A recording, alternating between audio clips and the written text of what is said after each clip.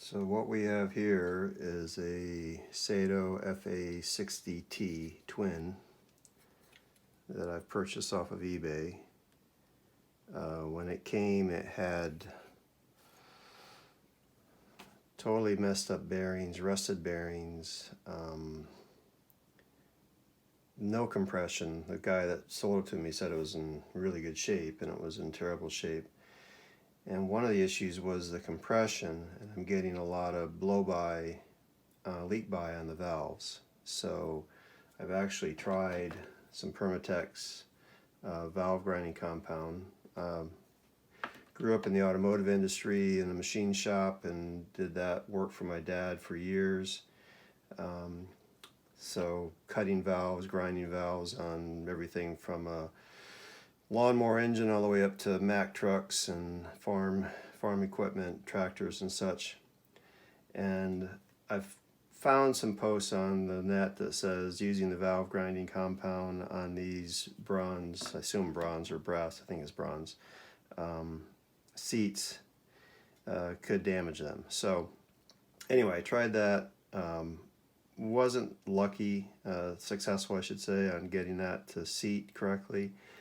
So then I've tried some polish on it and still having some issues.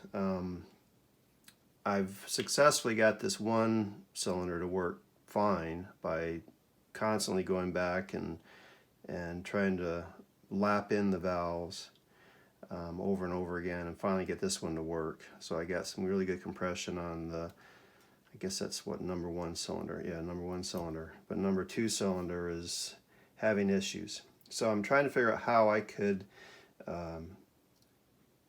test the leak by, the valves seat leaking, what kind of rig I could set up to test this. So I thought, I'll take a piece of 2x4, find something with a Forstner bit that's about the diameter of the cylinder, and this is a 7/8 inch Forstner bit.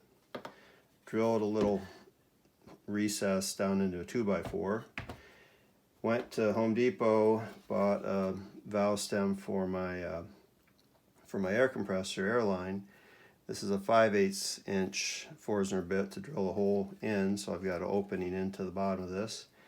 And then I had some gasket material that I just used to create a little gasket.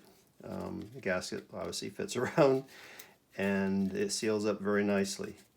So when I do that, and I just took some large servo screws to screw it down, took it out and put it on my air compressor, about 25-30 pounds of air, not a lot of air, and pumped air into it. My intake valve is good and solid. Nothing's leaking by on that one, but I am getting some leak by on the exhaust. So, actually this way, this is the exhaust. So I've tried it over and over again. It's getting better as far as leak by goes. I think I still need to do a little bit more of lapping the valves in. The way I'm doing it is I'm putting the polish on, taking my drill, my DeWalt drill, and spinning it with the drill, because for one, you can't get a lapping suction cup down in there, obviously. And it's very difficult to try. You need to spin it a lot in order to try to get it to seat.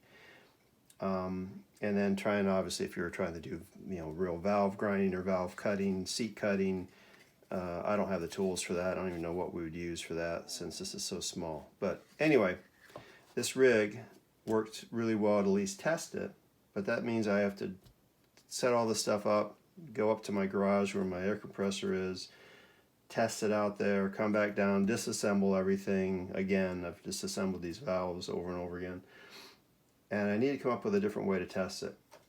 So I have these syringes that I use for pulling after run oil and other things that I bought off of eBay, and they work pretty good. So I thought, I wonder if I can stick one of these guys in, and it fits really nice and snug into the port. So this is the intake port, and if I pull it out, just testing the suction, I've got a lot of suction on it, and it's hard to even pull out. Let go and it recoils back with the suction. try the same thing on the exhaust. Now I'm just using this as a holder right now, and you can see that on exhaust it just easily pulls out, even though I've worked it and worked it and worked it quite a bit. I'm going to do some more lapping of the valves in to see if I can get it to seat any better. But this was a way to actually, test it, that I thought, this is pretty good way of testing to see if I've got a good seat or not, because overall I want to test how much leak by is coming in around the valve. Now obviously when a valve is in the cylinder, you've got suction going down from the piston going down, which kind of draws the valve down. And older, actually some World War I vintage type engines on airplanes, the intake valve didn't even have a rocker on it. It was just opened by the suction of the piston going down for the intake stroke. And then later on, they put on a cam lobe and a rocker to push it. I've seen these down at the Fighter Town Museum down in Virginia Beach. Really cool old engine from back around the turn of the century.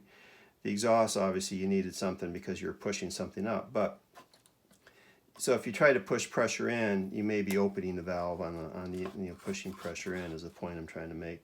So sucking air back out of that valve area is really a good way to test if you've got a good seat or not. So anyway, that's what I have.